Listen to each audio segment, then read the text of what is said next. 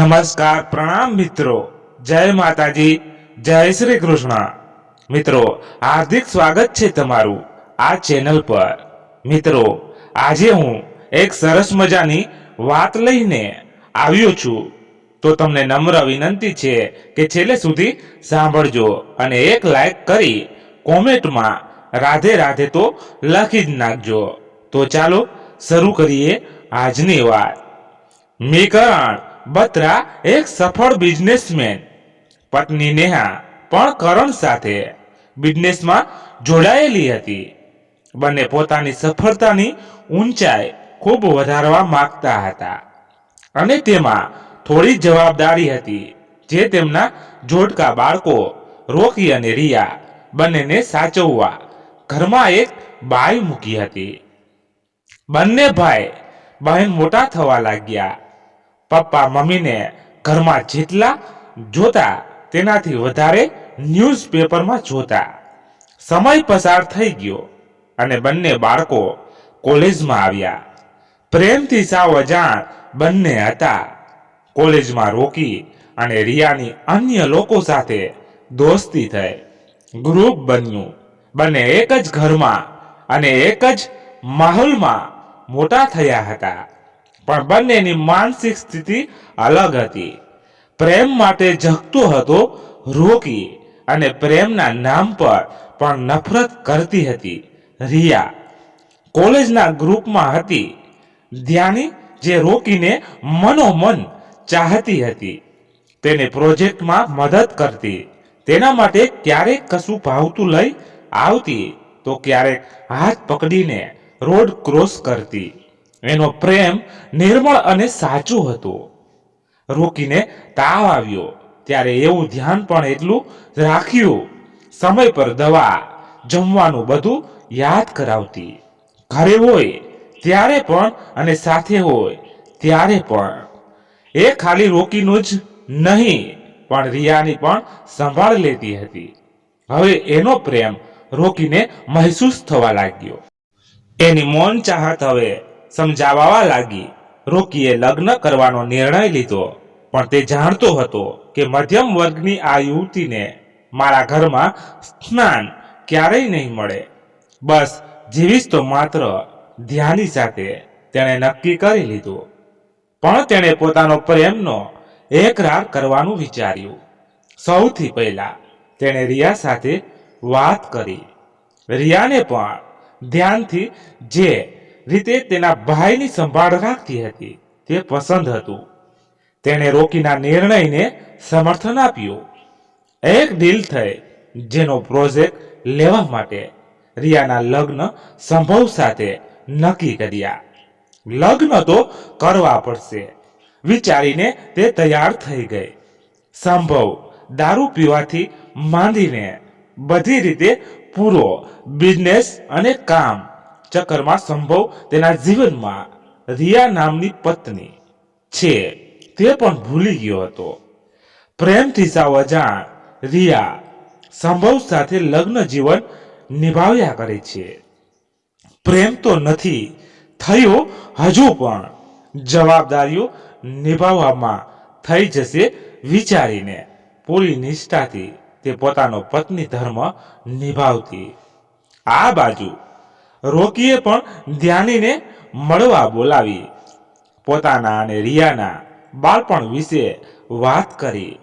Mummy પપ્પાની સફળતા અને ઊંચા સપનાની વાત કરી અને ધીરે રહીને તેના હાથમાં ધ્યાનીનો હાથ લઈને કહ્યું, હું તને ચાહું છું, તારો હાથ અને સાથ હું કદી નહીં છોડું। તું પણ મને જિંદગીભર સાથ આપીશ ને? તારા સાથ અને સ્નેહથી જિંદગીની સફર આસાન થઈ જશે। હું તારા સાથે જીવવા માંગુ છું અને દરેક સંઘર્ષમાં તને મારા સાથે હિંમત બનીને જોવા માંગુ છું। મારો સહારો અને હિંમત તું બનીશ ને? ધ્યાની ત્યાંથી ઊભી થઈ ગઈ। એના આંખમાં આંસુ હતા। તેની પાછળ રોકી ગયો। તારી ના હોય તો કશો વાંધો નથી, બસ હું તને ચાહું છું। આટલું બોલીને તે પાછો ફર્યો અને ધ્યાને એ તેનો હાથ પકડી લીધો અને સામે જોઈને કહ્યું, તું વિહરવા મને ખુલ્લે આકાશ આપે છે. હું તારી લાગણીઓમાં બંધાઈને કેદ માગું છું. તું સટકવા માટે મને બહાનું આપે છે. હું તારી આંખોમાં રહેવાની એક તક માગું છું. તું વિચારવા મને થોડો સમય આપે છે. હું મન મંદિરમાં તારી છબીની મંજૂરી માગું છું. તું તારા સાથની પડથી મને ખુશી આપે છે. હું મારા જીવનમાં તારી હાજરી નિરંતર માગું છું. તું જીવવા માટે મને જાદુઈ સ્પદ આપે છે. હું તારા અહેસાસને સદા મહેસૂસ કરવા માંગુ છું. તું આંખ બંધ કરી મને ભરોસો આપે છે. હું મારા સ્નેહને તારા શબ્દોથી સિંચવા માંગુ છું. બુદ્ધુ, હું પણ પ્રેમથી તારી સાથે જ જીવવા માંગુ છું. મને તારો પ્રેમ મળ્યો, એનાથી ખુશીની ક્ષણ બીજી શું હોય?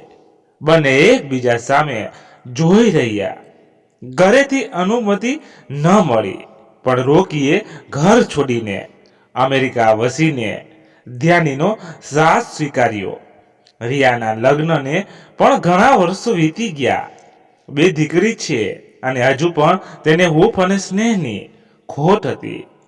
ઘણા લોકો એના ચહેરા પરની ઉદાસી જોઈને એના જીવનમાં આવવા માંગતા હતા, પણ તેને પોતાના જીવનમાં પ્રેમ શબ્દને સ્નાન નહોતું આપવું, જેના કારણે દરેક લોકો અમુક ડગ આગળ આવીને રોકાઈ જતા. હજુ પણ પ્રેમના નામથી તે અજાણ જ હતી. તેને સ્વીકારી લીધું હતું કે તે પ્રેમ વિના જિંદગી જીવી લેશે. નથી પ્રેમ જોઈતો કે નથી આપવો, બસ જવાબદારીઓ હતી તે નિભાવવા. તેની તબિયત લથડી ગઈ. જિંદગી પ્રત્યે કોઈ પ્રેમ નહોતો. બસ દીકરીઓ માટે જીવવું પડશે વિચારીને વર્ષો કાઢી નાખ્યા. એકવાર ખરીદી કરવા જાય છે ત્યારે તેને ધ્યાન આવે છે કે તેનું પર્સ તો તેની પાસે નથી. ત્યારે એક આધેડ વયના યુવકને પોતાની નજીક આવતા જોવે છે. પોતાનું નામ સંજીવ કહે છે અને તેને મદદ કરવા કોઈને ખબર ન પડે તેમ હાથમાં પૈસા મૂકી જાય છે. તે આ મોલનો માલિક હતો. તેણે સમય પર રિયાને મદદ કરી અને બધા સામે અપમાન ન થવા દીધું. સંજીવની રિયા સાથે ઓળખાણ વધી અને વાતો પણ. એ બહુ લાગણીશીલ અને કેરિંગ હતો. નાની નાની વાતોમાં રિયાને સાચવતો, સાંભળી લેતો, તેનું ધ્યાન રાખતો. રિયાની દવા અને એનો મૂડ કેવો છે તેનું પણ ધ્યાન આપતો. ખબર નહીં એવો કયો ગુણ સંજીવમાં હતો કે રિયાને જીવનમાં પહેલીવાર આ ઉંમર પર આવીને પ્રેમ થયો. એની નિખાલસ વાતો રિયાને સાંભળવી ખૂબ ગમતી.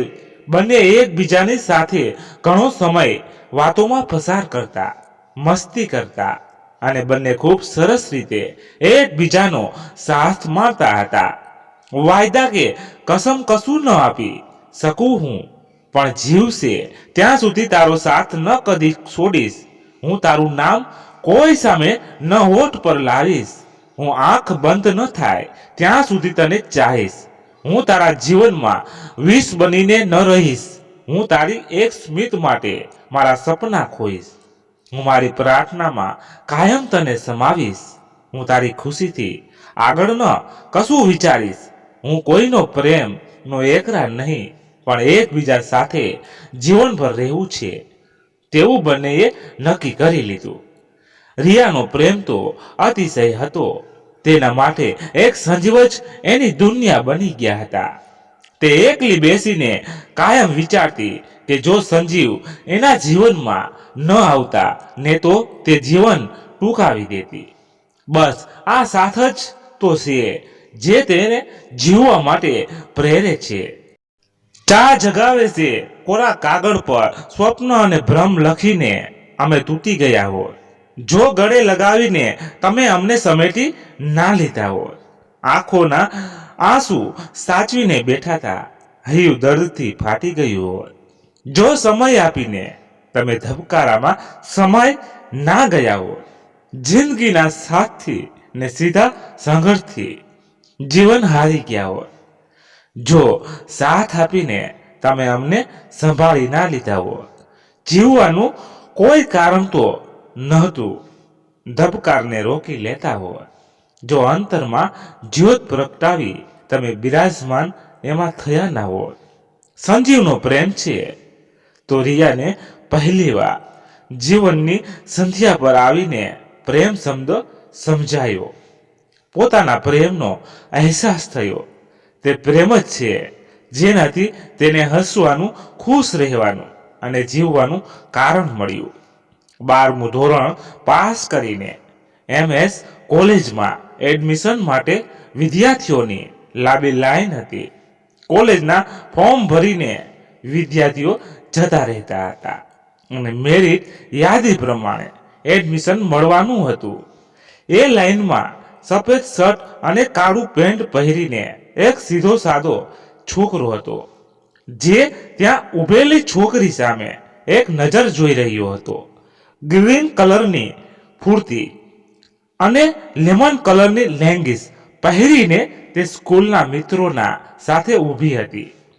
શ્યામ રંગ હતો અને બહુ આકર્ષણ નહોતી, છતાં પણ આ ચહેરા પરથી તેની નજર હટવાનું નામ નહોતી લેતી. કોઈએ ભીડમાં બૂમ પાડી, સંજના, વારો આવ્યો કે નહીં? યાર ચાલ નીકળીએ. વાક્યું પૂરું કરીને એકતા સંજનાની બાજુમાં આવીને ઊભી રહી ગઈ અને ધીરેથી કીધું, તને વાત કરવા માટે કોઈને કોઈ મળી જ રહે છે. સંજનાએ આંખના ઈશારાથી એકતાને ચૂપ રહેવા કીધું. વાત પૂરી કરીને તેણે એકતા સામે જોઈને કહ્યું, અરે હા યાર, બસ જઈએ છે. મને વાતો કરવાનો શોખ અને આદત બંને છે, માટે કોઈને કોઈ મળી જ રહે છે. એકતાનું ધ્યાન પેલા યુવક પર પડે છે જે સંજનાને જોઈ રહ્યો હતો. હાથની આંગળી જોશથી દબાવીને તેનું ધ્યાન દોરે છે. એકતા તરફ ધ્યાન જતા તેણે આંખના ઈશારાથી પેલા યુવક સામે જોવાનું કહ્યું. સંજનાએ પણ ત્યાં નજર કરી, પણ બોલવું શું તે ખબર ન પડી. બંને ત્યાંથી આગળ નીકળી ગઈ. ફરીવાર મેરિટ લિસ્ટ બહાનું પડ્યું અને સંજના અને એકતા એ લિસ્ટમાં પોતાનું નામ છે કે નહીં તે જોવા લાગ્યા. આજે પણ ત્યાં વ્હાઇટ શર્ટ અને બ્લેક પેન્ટ પહેરેલો પહેલો છોકરો દેખાયો. આજે પણ એવા જ નોર્મલ કપડાં પહેર્યા હતા. આજે એણે એકતા સામે સ્માઇલ કરી અને બાજુમાં આવીને કહ્યું, હું અનિકેત સિવિલ એન્જિનિયરિંગ માટે ફોર્મ ભર્યું હતું અને મેરિટના નામ આવી ગયું. તમે એટલે કે તમારું શેમાં એડમિશન? બંને સવાલ અધૂરા મૂકીને તેણે વાતને વિરામ આપી. સંજનાએ જવાબ આપ્યો, મેં ITA ફોર્મ ભર્યું હતું, પણ અમારું નામ આવ્યું કે નહીં તે હજુ મળ્યું નથી. શોધી રહ્યા છીએ. હું મદદ કરું? સંજના, રાઈટ. અને હું એકતા થોડી મીઠી ફરિયાદ કરતી હોય કે મસ્તી કરતી હોય એ રીતે એકતાએ પોતાની ત્યાં હાજરી યાદ અપાવી. જી શ્યોર એકતા, હું જોઈ આપું. તમે બંને આમ સાઈડ પર આવી જાઓ, કહેતા તે ભીડને ખસેડતો આગળ ગયો અને મેરિટ યાદીમાં એકતા મને સંજનાનું નામ શોધવા લાગ્યો. એક એક કરીને બધી લાઈન જોઈ લીધી, પણ ક્યાંય એને આ બંનેમાંથી એક પણ નામ ન મળ્યું. ચહેરા પર હાવભાવ થોડા બદલાઈ ગયા. સંજના અને એકતાને પણ હવે ચિંતા થવા લાગી. બંને એકબીજાનો હાથ પકડીને ચિંતામાં ઊભી હતી. હવે અનિકેતની નજર પણ વારવાર દૂર ઊભેલી સંજના અને એકતા ઉપર જતી હતી. તે બંનેના ચહેરા પર સાફ ચિંતાની લકીર દેખાઈ રહી હતી. ત્યાંથી નજર હટાવીને તેણે તરી મેરિટ લિસ્ટમાં નજર નાખી અને એની નજર છેલ્લા 3 નામ પર પડ્યું, જેમાં કિરણ, સંજના અને એકતા હતું. આ નામ જોઈને તેના ચહેરા પર એક અજબની શાંતિ અને ખુશી દેખાય. તેણે ભીડમાંથી જ બૂમ પાડીને કહ્યું, અભિનંદન, તમને બંનેને એડમિશન મળી ગયું છે. બંનેનું નામ છે. એટલું બોલતાની સાથે તે આગળ આવ્યો અને ત્યાં આવીને ઊભો રહ્યો. સંજના અને એકતા બંને એકબીજાને ગળે મળીને ખુશીનું વ્યક્ત કરી રહ્યા હતા. આ સેલિબ્રેશન માટે સાથે કોફી પીવા જઈશું, અનિકેતે મોકો જોઈને પૂછી લીધું. સંજનાએ હા કહી અને ત્રણેય સાથે કોલેજની નજીક આવેલા એક કેફેમાં ગયા. ત્યાં અનિકેતે આ બંનેની તરફ જોઈને પૂછ્યું, શું લેશો? કોફી અને બર્ગર? હું કોફી સાથે કશું નહીં લઉં, એકતાએ જવાબ આપ્યો. અનિકેતે કોફી સાથે ચિપ્સ મંગાવી અને એકતાએ અને સંજનાએ એમાંથી લેવા ઈશારો કર્યો. ત્રણેય મળીને ફિગર ચિપ્સ પૂરી કરી. સાથે ઘણી વાતો થઈ. ખબર નહીં એવી કઈ વાત કે વસ્તુ હતી સંજનાનામાં જેનાથી અનિકેત એની સાથે મનથી અને લાગણીથી જોડાઈ ગયો. ત્રણેયનું ગ્રુપ બન્યું. અનિકેતે અને સંજનાની દોસ્તી હવે ગાઢ પ્રણયમાં પરિણામી. બંને એકબીજા સાથે 5 વર્ષમાં ઘણો સમય જીવ્યા. બંનેએ લગ્ન માટે નક્કી કર્યું. ત્યારે અનિકેતે સંજના સામે પોતાની એક સચ્ચાઈ જણાવવાનું વિચાર્યું. તેણે સંજનાનો હાથ પકડીને કહ્યું, સંજના, તું મારી સાથે લગ્ન કરવા તૈયાર છે? માટે મારે તને કશું કહેવું છે. બોલ અનિકેત, શું વાત છે? હું અનિકેત મોહિત કપૂર છું. ધ કપૂર ઇન્ડસ્ટ્રી એન્ડ સન ના ઓનર મિસ્ટર મોહિત કપૂર મારા પપ્પા છે. મને પૈસાની અને સુખ સગવડની ઘેલસા નથી અને હું મારું જીવન સિમ્પલ રીતે જીવવા માંગુ છું. ઓહ, ઓકે, કઈ વાંધો નહીં. મને જાણ પણ નહોતી તારા વિશે, પણ મેં તને આ જાહો જલાલીમાં રહેવા માટે પ્રેમ નથી કર્યો. તું જેમ રહીશ તેમ હું રહેવા તૈયાર છું, પણ તારે મારું કામ કરવાનું છે. મારા મમ્મીએ આપણા લગ્ન માટે ના કીધી છે. એટલું જ નહીં, આવતા વીકમાં મારા લગ્ન નક્કી કર્યા છે. તો આપણે ઘરેથી ભાગીને લગ્ન કરવાના છે. બોલ, તું મને લઈ જઈશ ને ભગાડીને? નહીં, હું એવું ક્યારેય નહીં કરું. તારા ઘરે વાત કરીશ, સમજાવીશ, પગે પડીશ, આજીજી કરીશ, પણ તને ભગાડીને એમની ઇજ્જત નહીં ઉછાળું. તને તો યાદ પણ નથી કે તારા પિતા કેવા હતા. ત્યારે તને એકલા હાથે ઉછેરીને કેટલા સંઘર્ષો સાથે આ જગ્યા પર લાવ્યા છે. તે તારા મમ્મીનું નામ અને બલિદાન હું નહીં ખરાબ કરું.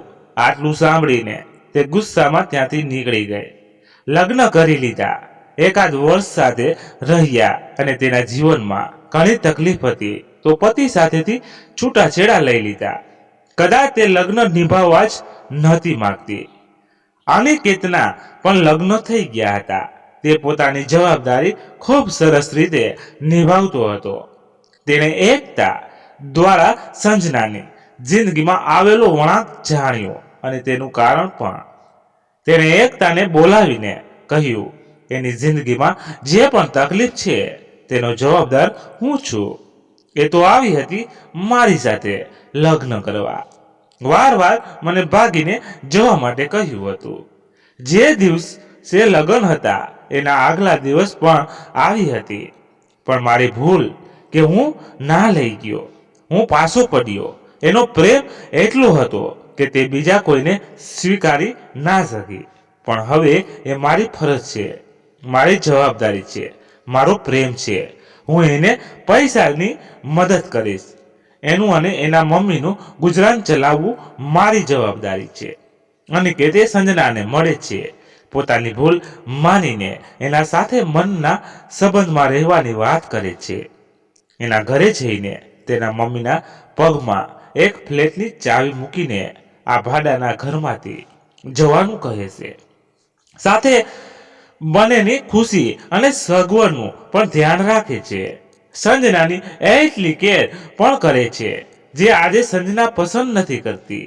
એના સ્વભાવ પ્રમાણે અનેક મિત્રો છે તેને હવે અનિકેતની ગેરબંધન લાગે છે અને અનિકેતનો શ્વાસ પણ સંજના માટેની તડપ અને પ્રેમ બની ગયો છે. નિધિ એકદમ શાંત અને ઠરેલ છોકરી હતી. નાનપણથી જ કોઈ સાથે ખોટી મગજમારી કે દલીલ ગમે નહીં. કોલેજમાં હતી ત્યારે એક સપનું જીવવાની ઈચ્છા થઈ. એ સપનું આંખોમાં પોસતી હતી. કલેક્ટર બનીને ગામડાઓમાં અને સુધાર લાવવા માંગતી હતી. કોલેજનું છેલ્લું વર્ષ હતું અને તેના ફોઈના ઘરે એક પૂજામાં ગઈ હતી. ત્યાં કોઈની નણંદ છોકરા માટે નિધિની લગ્ન કરવા માટે વાત મૂકી. પરિવારનો મોટો બિઝનેસ અને સમાજમાં પ્રતિષ્ઠા હતી. પૈસાવાળું કુટુંબ અને દીકરી જલસા કરશે વિચારીને નયનના લગ્ન નિધિ સાથે થયા. નયન અને એના પરિવારની જવાબદારી તેણે ખૂબ સરસ અને એકદમ જલ્દીથી ઉઠાવી લીધી. નયન બિઝનેસમાં અને વિદેશોની મીટિંગમાં વ્યસ્ત રહેવા લાગ્યો. વિદેશ જવા પેકિંગ કરીને આપે અને આવે ત્યારે ફરી પેકિંગ કરવામાં લાગી જતી. બધાની સાર સંભાળ રાખવામાં અને જવાબદારી જીવવામાં તે પોતાના સપના અને પતિનો સાથ અને પ્રેમ પણ ભૂલી ગઈ. પાસે બેસીને બે ઘડીનો પ્રેમાળ સંવાદ માટે તરસતી થઈ ગઈ. 25 વર્ષ પસાર થઈ ગયા. એ જ એક તારી જિંદગી જીવતી ગઈ. હવે સંતાનો પોતાનામાં વ્યસ્ત થઈ ગયા ત્યારે વડીલોની સેવામાં તેણે પોતાની જાતને સમર્પિત કરી. પહેલા સાસુ અને 10 દિવસમાં જ સસરાનું અવસાન થયું. બધી વિધિ પૂરી કરીને એકલી બેઠી હતી. પાછળ વળીને જોતા જાણે વર્ષોના વર્ષો બસ આમ જ આગળ વહી ગયા હોય એવું લાગ્યું. નયન સાથે વાત કરી હું સાવ એકલી થઈ ગઈ છું. મને ઘરની આ અજીબ શાંતિ સહન નથી થઈ રહી. મને ઓફિસમાં આવવાની અનુમતિ આપો. નિધિ તે વર્ષોથી પરિવાર પસંદ કર્યું છે. હવે હું તને ઓફિસમાં કેવી રીતે જોડું? એ શક્ય નથી. આ જિંદગી છે અને એમાં જ ટેવાઈ જવાનું છે. તારે મારા માટેની તારી ફરજ છે. આજ રાત્રે હું જર્મન જાઉં છું. પેકિંગ કરી દેજે. વાક્ય પૂરું કરીને નયન ફ્રેશ થવા માટે રૂમની બહાર નીકળી ગયો. નિધિ એને જોતા જ જોઈ રહી. મનમાં જ બોલી, ફરજના સંબંધમાં જીવતર જીવાઈ ગયું. લાગણી સાથે ધબકવાનું બાકી રહી ગયું. એકલતાએ તેને ડિપ્રેશનનો ભોગ બનાવી. માણિકચક પાસે લઈ જવા માટે પણ નયનને સમય નહોતો. બાજુમાં રહેતા રેખાબેને તેને આશીર્વાદ હોસ્પિટલમાં ડોક્ટર ચિરાઈનું નામ અને એડ્રેસ આપ્યું. ડોક્ટર ચિરાયુ સિનિયર હતા એટલે એમના નીચે બીજા ડોક્ટર દ્વારા પેશન્ટને કન્સલ્ટ થતા હતા.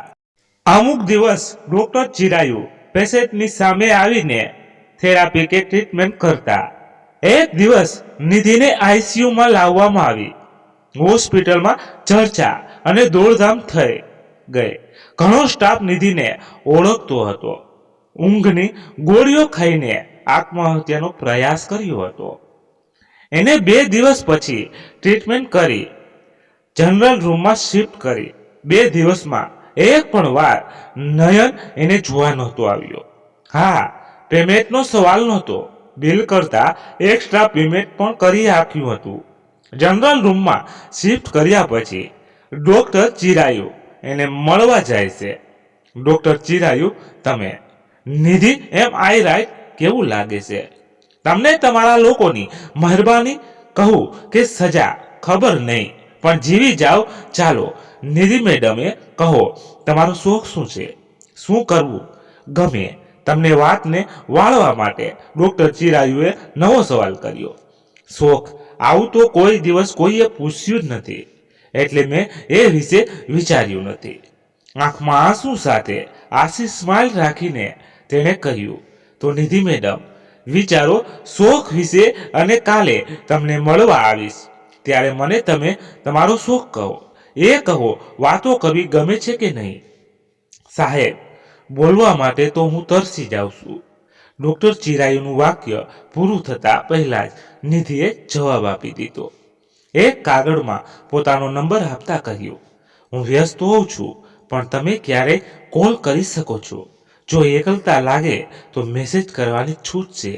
મને સમય મળે ત્યારે જવાબ ચોક્કસ આપીશ. બદલામાં તમને ખાલી આ જ લીધું એવું પગલું ભરી નહીં લેવાનું. એ પ્રોમિસ કરો. સાચે જ સાહેબ, સાચું કહું છું. આ ભરેલી દુનિયામાં મારું કોઈ નથી વિચારીને જિંદગી માટે નફરત થઈ જાય છે. જીવવા જેવી નથી લાગતી. હું થાકી ગઈ છું એકલતાના બોજ નીચે. પરિવારની જવાબદારીઓ ખેંચતા ખેંચતા હવે હારી જાઉં છું. સાહેબ, ચાલો એક કિસ્સો કહું, મારા જીવનની પર્સનલ વાત. નિધિને અટકાવતા ડોક્ટર ચિરાયુએ વાક્ય બોલી લીધું. વાત શરૂ કરી. આમ એમનાથી નિધિના ચહેરા પર સ્મિત આવવા લાગ્યું. રજા મળી અને ઘરે ગઈ.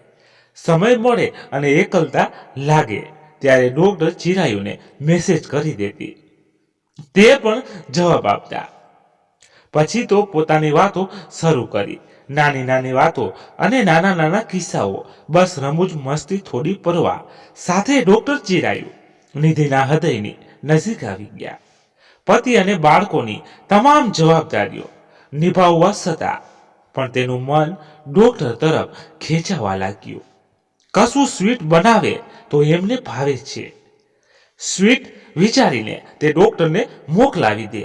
એના પ્રેમની જાણ ડોક્ટર ચિરાયુને પણ થવા લાગી. મુલાકાત થવા લાગી. ક્યારેક નિધિ દુઃખી હોય કે ડરેલી હોય તો એના ચિરાયુના હાથ પકડી લેતી. એમના ખભા પર માથું રાખીને બેસવાથી એક અલગ સુખ મળતું. નિધિ માટે તો એના ડોક્ટર ચિરાયુ જીવવાનું કારણ બની ગયા હતા. બંને એકબીજાની કદર કરતા હતા અને એકબીજાનો પ્રેમ સમજતા હતા. એક વિશ્વાસનો, માનતો, લાગણીનો અને પ્રેમનો સંબંધ જીવવા લાગ્યા. આ એની લાગણી એની કોઈ ફરજમાં વચ્ચે નહોતી આવતી, પણ એને આ જેવી છે એવી જિંદગી એક એમના સાથ માટે જીવવા કબૂલ હતી. એમના સાથે થોડો સમય પસાર કરવા, કેટલા પણ સંઘર્ષ સાથે હિંમતથી ઝઝૂમીને જીતી જઈશ તે વિશ્વાસ હતો. એના હાથમાં તેનો હાથ અને થોડી વહાલભરી મસ્તી. બસ એની જિંદગીમાં આમાં જ સમાઈ ગઈ હતી. એની એક સખી સનમ હતી. તેને આ વિશે જાણ થઈ. આ સંબંધ ખોટો છે કહ્યું ત્યારે બંને સહેલીઓ વચ્ચે થોડી ચર્ચા થઈ, જેમાં નિધિએ કહ્યું, પ્રેમ અનાયાસ થઈ જાય છે. લાગણીઓ સરનામું પૂછીને હૈયું નથી ખટકાવતી કે ના, એને સાચું ખોટું કે સારું ખરાબ જેવી સમજ હોય છે. કોઈ છે જેના સાથે હું ખુશી અને સુખ અનુભવું છું તો શું વાંધો છે? કેમ વિચારવું છે એ કોણ છે? મારે નથી છોડવું મારો પરિવાર કે ના એના પરિવારમાં મને કોઈ તકલીફ લાવવી છે. હું મારા અહેસાસમાં જીવું છું તો શું ફરક પડે છે? કોઈને હું મારા પતિના આયુષ્ય માટે વર્ષોથી વટ સાવિત્રી વ્રત કરતી આવું છું, આગળ પણ કરીશ.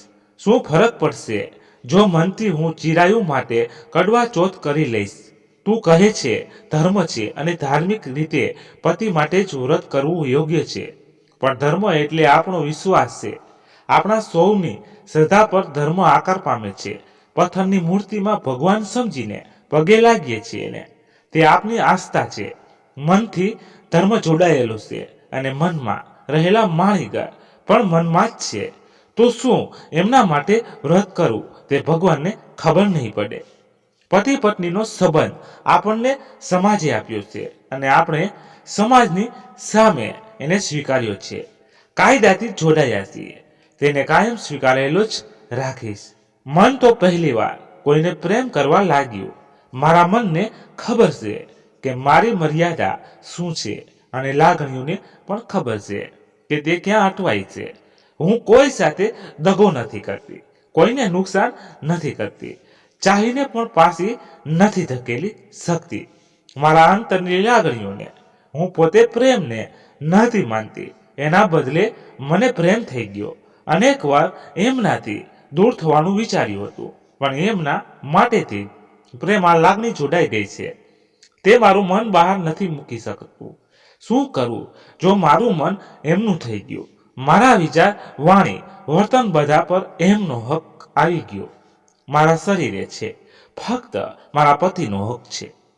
ડોક્ટર ચિરાયુને ક્યારેય નહીં મળે, પણ ખરા મન પર તો ચિરાયુનો હક છે જે બીજા કોઈને નહીં મળી શકે. આ અણસમજવાળો પ્રેમ બધાના સમજની બહાર છે, પણ છે નિધિ છે જેને પ્રેમ સમજ્યો નથી પણ અનુભવ્યો છે, સ્વીકાર્યો છે અને જીવ્યો છે. મજબૂર છું, પ્રેમ કરું પણ જાહેરમાં સ્વીકારી નથી શકતી. હૃદયમાં વસાવું છું પણ જીવનમાં આવકારી નથી શકતી. પ્રાણ તું, મારામાંથી તારું અસ્તિત્વ હું મિટાવી નથી શકતી. મારી આંખોનું કાજળ તું તારા વિના એ શણગારી નથી શકતી. સાથે જીવવાની તડપ રાત દિન છે એને નકારી નથી શકતી. ધબકાર બોલે તારું નામ કોઈ સામે ઉચ્ચારી નથી શકતી. સ્નેહદમાં કરવાનું વિચારું છું પણ વાત સ્થાપી નથી શકતી. તારા અહેસાસમાં જીવું છું પણ તને પોકારી નથી શકતી. ચાહીને પણ વરદાનમાં આ જન્મ તને માગી નથી શકતી. તને સમર્પિત છું અને તારા વિના જીવન વિચારી નથી શકતી. મિત્રો, આજની વાત અહીંયા પૂર્ણ થઈ. તમને અહીંયા સુધી સાંભળી એના બદલ ખૂબ ખૂબ આભાર. મને એક આશા છે કે તમારી પર કે આ વાર્તાને તમે આગળ પણ શેર કરશો, અવશ્ય કરશો. અને ચેનલમાં નવા છો તો ચેનલને સબસ્ક્રાઇબ કરી લેજો. ધન્યવાદ. ફરી મળીએ નવી વાર્તા સાથે. ત્યાં સુધી બધા મસ્ત રહો, તંદુરસ્ત રહો. જય માતાજી, જય દ્વારકાધીશ. હર હર મહાદેવ, મહાદેવ, મહાદેવ. જય શ્રી રામ, જય બજરંગ બલી. તો મિત્રો, આ વાર્તા 3 ભાગમાં હતી. ટૂંકી આપણે એક વાર્તામાં 3 ભાગ બનાવ્યા અલગ અલગ. તો કેવી લાગી કોમેન્ટમાં કહેજો.